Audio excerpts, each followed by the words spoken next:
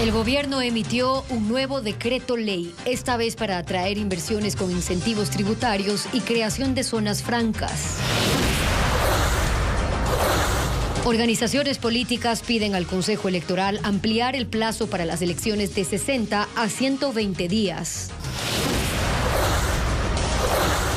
2.600 policías se sumarán a la lucha contra la delincuencia en la provincia del Guayas desde la próxima semana. Amigos, ¿cómo están? Buenas tardes. Vamos enseguida con la información. El presidente de la República emite el reglamento para la ley sobre uso legítimo de la fuerza. Estefi nos acompaña desde Quito. Bienvenida. ¿Qué tal, Gaby? Amigos, buenas tardes. El mandatario convocó al Palacio de Carondelet para oficializar ese documento. Paul Romero está ahí en el centro de Quito y nos tiene más anuncios del gobierno, Paul. Buenas tardes. El presidente de la República, antes de la firma de este reglamento para la aplicación de la ley de uso legítimo de la fuerza, firmó el segundo decreto ley que remitirá a la Corte Constitucional. Se trata del decreto para la atracción y fomento de inversiones para el desarrollo productivo. Se trata de la creación de zonas francas a escala nacional con varios incentivos, entre ellos, por ejemplo, la exoneración del impuesto a la renta por 10 años y 15 años para sectores fronterizos. Una vez finalizado el periodo de exoneración del impuesto a la renta, se podrá acceder a una reducción de 10 puntos porcentuales en esta zona de impuesto específica. La exoneración o exención de tributos al comercio exterior, excepto la tasa por servicios aduaneros para importaciones de insumos, bienes de capital y materias primas destinadas en la zona franca. Además, también el impuesto al valor agregado IVA, en este caso del 0% para la adquisición de insumos y materias primas. Esto dentro de este decreto ley que será remitido inmediatamente a la Corte Constitucional. Se trata del segundo en menos de 8 días, una vez que el presidente cesó a la Asamblea Nacional. Escuchemos las declaraciones de los ministros, tanto de Economía también de Producción del país. Este decreto ley impulsa la creación de sedes y zonas francas, con el objetivo de fortalecer nuestras capacidades de exportación y producción a través de un marco jurídico moderno. Tiene que haber un incentivo económico para que funcione las zonas francas como ha sido en todos los países. Esto va a potenciar el crecimiento, el PIB, va a generar encadenamientos productivos y finalmente con la estrategia de apertura que tenemos y de competitividad, de estabilidad económica, estabilidad fiscal que propone el presidente Lasso, será un elemento más de la estrategia de competitividad e innovación de este país.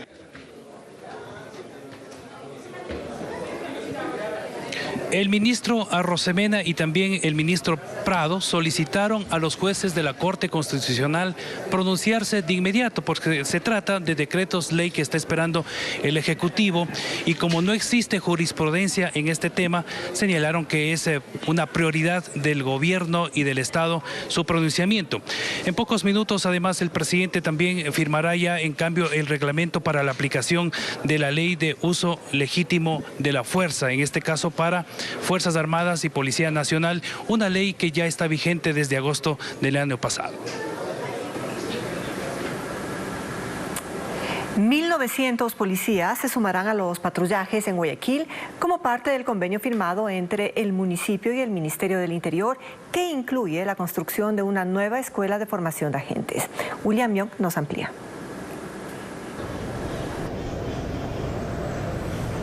Hace pocos minutos aquí en el municipio de Guayaquil se firmó un convenio para ejecutar un nuevo plan de seguridad para toda la ciudad. El alcalde Aquiles Álvarez y el ministro del Interior Juan Zapata suscribieron este documento en el que destaca entre uno de los puntos que 1.900 policías llegarán en los próximos días al puerto principal. Pero hay un problema. No tienen dónde dormir, no hay espacio en los cuarteles de la policía para acoger a estos nuevos uniformados. ¿Cuál es la solución? Escuchemos al alcalde de la ciudad. El hospedaje va a organizarlo el municipio de Guayaquil con el apoyo de la empresa privada. Ya tenemos un espacio que lo vamos a dar a conocer. Vamos a equipar el lugar para que tengan condiciones dignas para vivir y obviamente el equipamiento corre por cuenta del Ministerio del Interior, pues, ¿no?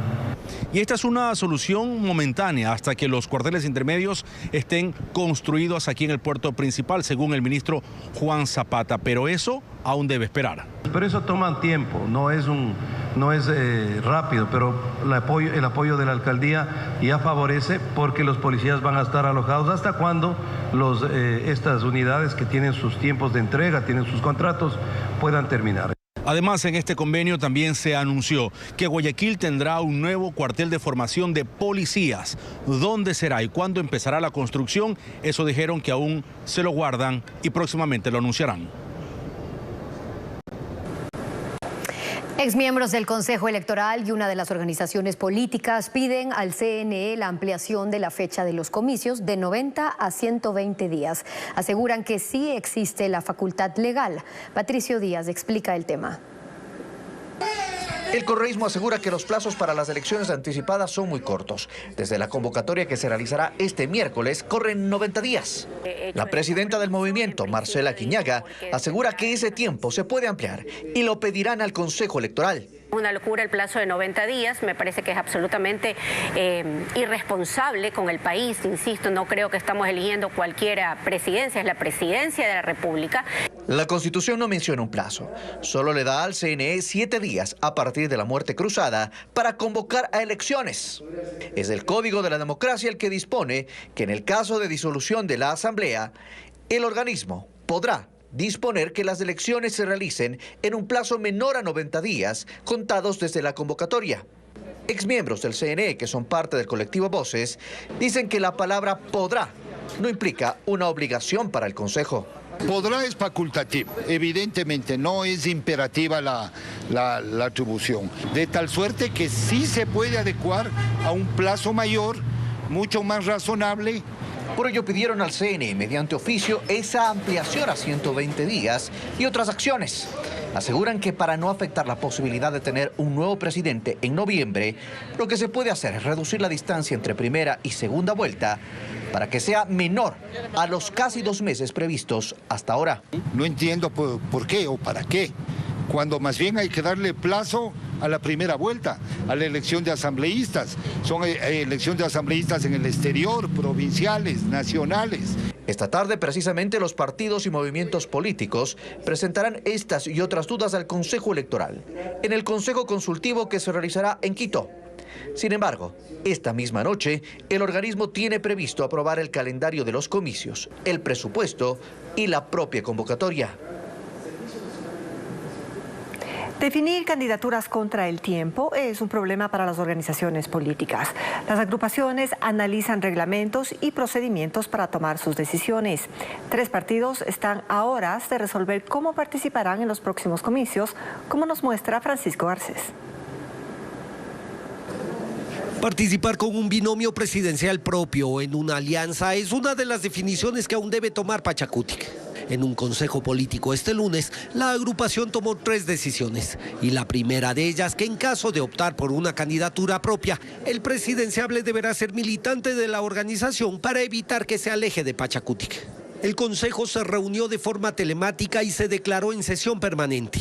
Más allá de las discrepancias internas, buscar una alianza con otra fuerza de centro o de izquierda es una tendencia que toma fuerza.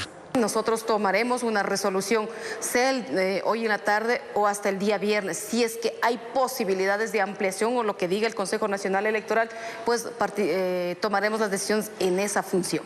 La Revolución Ciudadana, en cambio, sabe que irá a las elecciones con un binomio propio, pero la oficialización de los nombres está en espera, porque para ellos aún no son claras las normas de democracia interna con las que se deberá proclamar las candidaturas. En el correísmo, los nombres de la exasambleísta Luisa González, de Andrés Arauz y de Carlos Rabascal siguen siendo los más opcionados para encarar la postulación presidencial. Cambio de directiva en el movimiento oficialista. Esteban Bernal es el nuevo presidente de Creo, que se convertirá en partido político. Advierten que presentarán candidatos a asambleístas en todas las provincias del país. El movimiento Creo renovó su directiva. Ahora es Esteban Bernal, el ministro de Bienestar Social, su presidente. Y a propósito de cambios, también dejarán de ser movimiento y pasarán a ser partido. Es importante porque la constitución de un partido político es mucho más sólida. Es un grado de responsabilidad adicional en términos de capacitación, de responsabilidad pública. No es un tema de algarabía y de emotividad. Que tienen todo listo para las elecciones, comenta, que cuadros no les hace falta. Dicen que tan adelantados están que en pocas horas tendrán completas sus listas. Hasta horas de la noche, hoy 23, tendremos la lista definitiva de las 35 jurisdicciones. Y aunque no descartan que se den alianzas, sostienen que hay líneas rojas que esta vez no se cruzarán. Uno de ellos, sin duda, es Alianza País o lo que fue Alianza País, el correísmo como tal. Líneas rojas por saber, entender y haber vivido a profundidad el daño que le han causado al Ecuador. Y que van a tener binomio presidencial. La primera apuesta es al presidente Guillermo Lasso. En solicitarle al presidente, lo he hecho de manera personal y lo hago de manera pública, porque para nosotros es fundamental el concluir el proyecto político establecido para 4 años. Pero que si por alguna razón no acepta, igual irán con candidato propio. Señala Bernal que el desgaste de ser poder no les pasará factura, o al menos esa es la expectativa.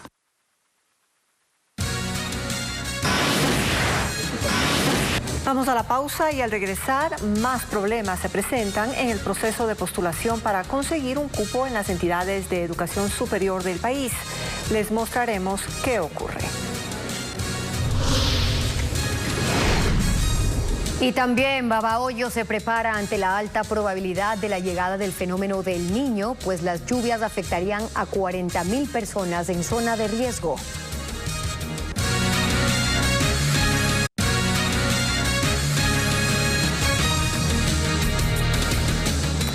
La fase de postulación a universidades e institutos públicos finaliza hoy. Sin embargo, los estudiantes reportan nuevas dificultades en la plataforma, lo que podría dejarlos sin un cupo.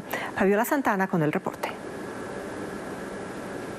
Hoy termina el plazo para que los estudiantes postulen a una universidad y en 7 días conozcan si son o no admitidos. El proceso en la página web se habilitó desde el domingo y desde entonces se reportan más problemas en la plataforma. Quienes intentan ingresar se encuentran con una página en blanco. En otros casos solo se visualiza una parte de la pantalla. La página está congestionada. Jorge no para de intentarlo sin éxito. Durante 2 años ha tratado de ingresar a la universidad pública y teme quedar fuera otra vez, por lo que pide que se extiendan los días. Sí, algunos de mis compañeros igual han tenido el mismo problema, pero no es el mismo caso. A algunos se les carga, pero se les carga media la pantalla, o incluso se carga la pantalla de inicio, pero no deja elegir las opciones.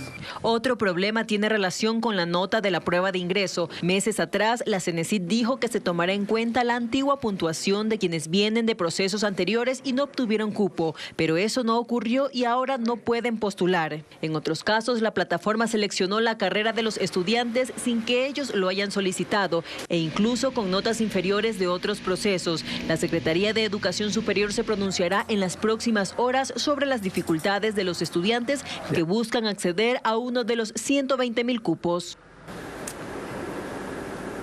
La muerte cruzada puso a la Corte Constitucional frente a vacíos legales para tramitar los decretos ley que envía el presidente de la República. Los magistrados deberán crear el procedimiento, lo cual podría tomar su tiempo. Nos informa Jacqueline Rodas.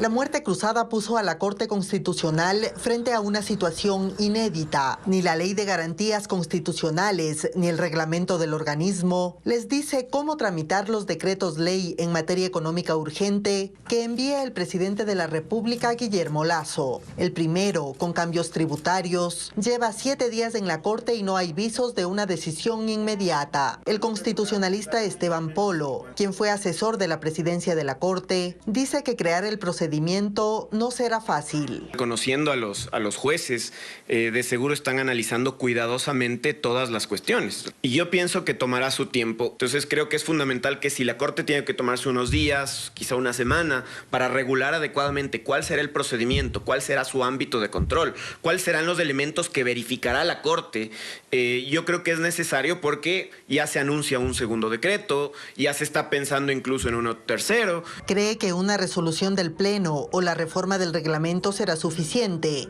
y explica los 3 puntos que deberá analizar la Corte. Si en efecto se trata de una cuestión económica, si la materia es vinculada a una cuestión económica, pero además si es que este es urgente y recién allí pasar al control de constitucionalidad que tendrá que efectuar el organismo. Siendo rígida, sí, porque también tiene que ceñirse a lo que dice la Constitución, pero creo que tampoco la Corte va a jugar un rol de obstaculizar. El procedimiento que defina la Corte se convertirá en precedente para el trámite de los demás decretos ley que prevé enviar el primer mandatario. A continuación. El mandatario Guillermo Lasso, el vicepresidente Alfredo Borrero, el ministro de Defensa Luis Lara y otras autoridades acudieron a la Catedral Metropolitana para colocar una ofrenda floral en el mausoleo del mariscal Antonio José de Sucre, héroe de la Independencia. Este 24 de mayo se conmemoran 201 años de la batalla de Pichincha, con la que terminó la guerra libertaria. Para mañana está previsto que Lasso dé su informe de labores en la Plataforma Social del Sur ante la ausencia de la Asamblea Nacional al haber sido disuelta.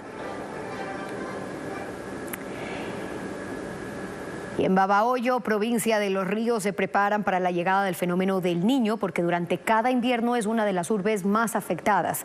Según las proyecciones, más de 40.000 familias podrían resultar perjudicadas, como nos informa Odette Camacho.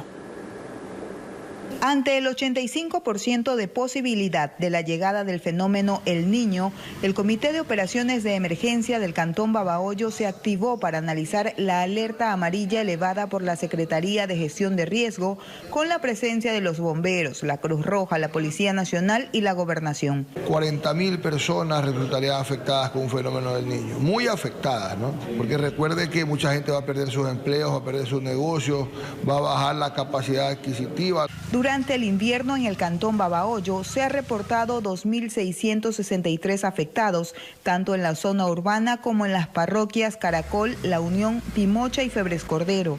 Esta última mantiene 19 sectores en riesgo por el desbordamiento de ríos.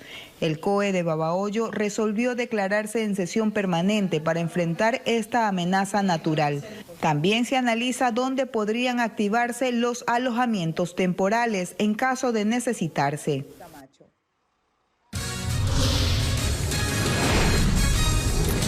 Más adelante en Televistazo, hombres en moto asesinaron a un policía en servicio activo en el noroeste de Guayaquil.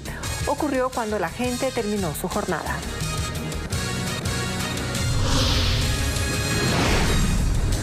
Además, un juez dictó prisión preventiva contra un policía y 2 personas más por el robo de 15 carros de una concesionaria en Guayaquil. Tendremos los detalles. Un policía fue asesinado esta madrugada en la cooperativa Las Delicias en Flor de Bastión, al noroeste de Guayaquil. Y se trata del cabo segundo Andrés Sánchez Pincay, de 32 años, quien había cumplido su jornada de trabajo y se trasladaba en su auto hasta su casa cuando fue interceptado por hombres a bordo de 2 motocicletas que le dispararon al pie de una unidad educativa. El uniformado se bajó del carro para intentar huir, pero cayó al piso a los pocos metros. Joel Barberi, de 27 años, fue uno de los 6 asesinados en la matanza del sábado en Montañita, en Santa Elena. Un informe policial indicaba que Barberi acompañaba al grupo delictivo y así informó Ecoavisa. Su familia descarta que él hubiera pertenecido a alguna organización criminal y que no tiene antecedentes penales. Joel Barberi era enfermero y docente de una universidad de Guayaquil. Un policía en servicio activo y 2 hombres más fueron procesados por el robo de 15 carros que estaban en la bodega de una concesionaria en Guayaquil. 2 de los vehículos fueron recuperados y Merlin Ochoa tiene los detalles. Luego de la audiencia de formulación de cargos que se realizó la madrugada de hoy en Guayaquil, el juez dictó prisión preventiva contra los 3 detenidos. Uno de ellos es un policía en servicio activo, el otro es un guardia de seguridad y el último un hombre con 3 antecedentes penales. Todos fueron procesados por el delito de robo, pues se los acusa de participar el pasado domingo en el atraco de 15 vehículos de una bodega ubicada en la parroquia Pascuales, norte de la ciudad. Según la versión del guardia de seguridad, en el robo participaron 15 personas. Duró 2 horas, tiempo en el que los implicados desactivaron el sistema de rastreo de los carros que tenían las llaves. Los operativos se realizaron este lunes en la comuna de Petrillo, a media hora del puerto principal. En el lugar se hizo varios allanamientos, 3 allanamientos, y dando como resultado la recuperación de 2 vehículos que ya se encuentran como evidencia en los patos de la PJ. El perjuicio económico para la concesionaria supera los $300.000. El pasado 25 de marzo ocurrió algo parecido en una empresa de Quito, donde delincuentes se robaron 24 carros, de los cuales se recuperaron 22, 2 días después del robo. 8 delincuentes armados ingresaron a una fiesta privada en una vivienda del norte de Quito y asaltaron a un grupo de jóvenes. Carlos Luis Carrillo tiene las imágenes de este delito. El hecho se dio en el sector de Ponciano, al norte de la capital. Una fiesta de adolescentes fue irrumpida por delincuentes quienes con armas de fuego ingresaron al inmueble y los robaron. Entiendo que fueron algunas personas las que asaltaron con armas blancas y pistolas y demás, entonces había sido un asalto un poco crítico. Se conoce que uno de los asistentes se dio cuenta del hecho y realizó varios disparos, lo que intimidó a los asaltantes. Salieron corriendo, fueron asaltados y robados prácticamente. Peligroso. Bien peligroso. El asalto fue grabado por cámaras de seguridad del sector. Para los vecinos, los robos se dan a cualquier hora del día, lo que ha convertido a Ponciano en un sector peligroso. Los delincuentes desde la mañana, todo eso, igual en la noche. Suenan las alarmas comunitarias, todo eso se escucha. Los residentes aseguran que los asaltantes operan en motocicletas, por lo que piden más controles policiales. ¿Temor al salir ahora así sea la tienda? Hay que tener cuidado, sí, hay que tener cuidado.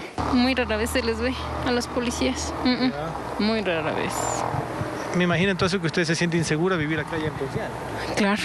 Al momento la policía conoce del caso y con los videos trata de ubicar a las 8 personas que habrían participado en este atraco, donde afortunadamente no hubo personas heridas. El microtráfico y los asaltos afectan a una de las plazas más populares del centro histórico de Quito. Sus habitantes bloquearon puertas y ventanas para evitar ser víctimas de la delincuencia, como reporta Alex Ceballos.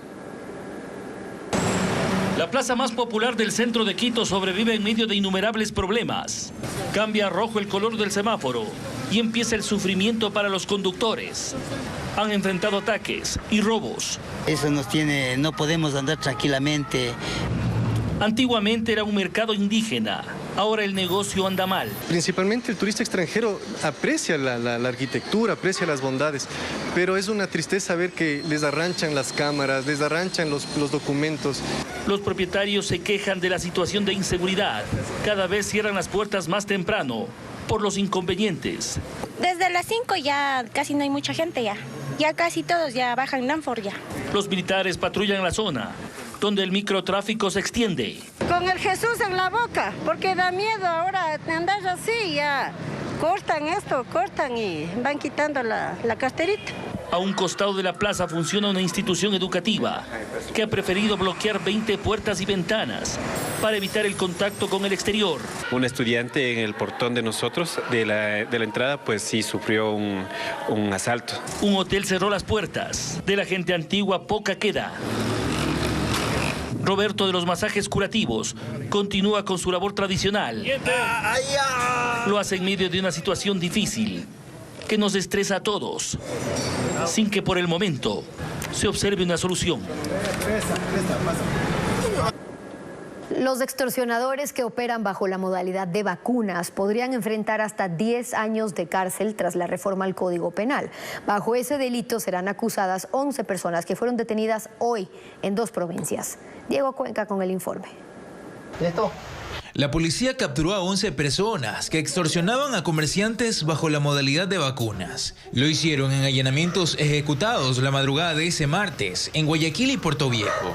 Según el ministro del Interior, los sospechosos, que son miembros de la banda Los Lobos, serán acusados con las nuevas reformas al Código Integral Penal, que entraron en vigencia el 29 de abril y que endurece las penas por este delito hasta con 10 años de prisión por sus agravantes. Los partes policiales ya van en ese sentido, ¿no? Por lo tanto, inclusive la flagrancia ya lo estamos utilizando como ya viene la reforma. E inclusive en los casos como por ejemplo de Manta, como los por ejemplo de Montañita, ya tiene que ir con la aplicación del tema de terrorismo, así que en esa línea legal estamos. Como parte de la máxima pena, los denominados vacunadores, al ser sentenciados, también deberán pagar una multa que va desde los 18.000 hasta los $36.000. Si el juez determina que la extorsión fue de manera periódica, limitando el desarrollo de las actividades económicas, o si fue con amenaza de muerte, lesiones o secuestro, y otros agravantes como cometer el delito desde la cárcel o el extranjero. Primero amenazaban, intimidaban a las personas, les exigían un pago inicial aproximadamente de $1,000 y posteriormente pedían $100 mensuales. Este y otros casos que se han ejecutado a nivel nacional son parte de la estrategia de la cruzada por la seguridad que se está implementando a nivel nacional. Según la policía, el año pasado hubo 396 casos de extorsiones bajo la modalidad de vacunas a escala nacional, y en lo que va de ese 2023 son más de 100. Por cuarta ocasión fue suspendida la audiencia de formulación de cargos contra 14 militares por el presunto delito de sabotaje tras el daño del radar del Cerro Montecristi ocurrido en noviembre del 2021. Este equipo servía para la detección de narcoavionetas en Manabí. No pasó ni media hora y la defensa de un grupo de soldados salió de la Unidad Judicial Multicompetente de Montecristi, en Manabí. Como ya sucedió en 3 ocasiones anteriores, se suspendió la audiencia de formulación de cargos por el presunto delito de sabotaje tras los daños del radar ubicado en el cerro de ese cantón. La sala asignada estaba ocupada, faltó uno de los abogados y creo yo que es indispensable que la audiencia se instale para que los verdaderos culpables, no los chivos expiatorios que están aquí, los verdaderos culpables, los generales, respondan por lo que está pasando aquí. No hubo pronunciamiento del fiscal ni del juez, solo se conoció que la siguiente fecha fijada para la audiencia es el 2 de junio. Los abogados Vanegas representan a 8 de los 14 militares que son investigados porque integraron el equipo de las Fuerzas Armadas asignado a la seguridad y patrullaje del Cerro Montecristi el pasado 7 de noviembre del 2021, día en que el radar que detectaba narcoavionetas fue destruido. Según el Código Orgánico Integral Penal COIT, el sabotaje se castiga con una pena privativa de 5 a 7 años y si afecta a los sectores estratégicos, la condena puede aumentar a 10 años. El radar fue blanco de un atentado que lo dejó inhabilitado apenas 12 días después de haber entrado en funcionamiento. El equipo de fabricación española tenía como fin fortalecer la lucha contra el narcotráfico, ya que permitía a las Fuerzas Armadas detectar el vuelo bajo de narcoavionetas. Su ubicación en el Cerro Montecristi facilitaba el control del espacio aéreo en las provincias de Manabí y Santa Elena, con un alcance de rastreo de 220 millas. En Ecuador no existen cifras exactas sobre el trastorno de conducta alimentaria, que es una patología que afecta a los ciudadanos. Andrea Báez nos explica sus consecuencias. ¿Sabe usted qué son los trastornos de conducta alimentaria? No, no. Es cuando existe un desorden en la alimentación.